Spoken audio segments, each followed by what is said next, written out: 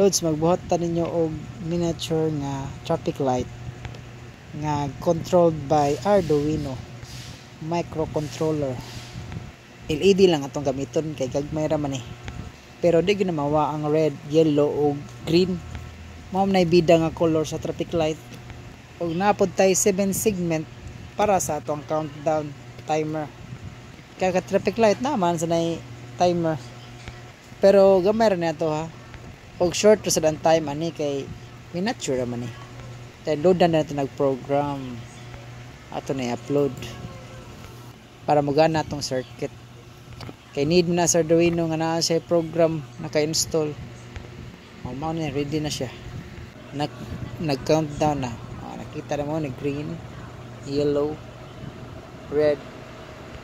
Minsan ang red has stop ha. Kasi ko pa makibaw na nga stop na. Green kay go. Yellow kay warning.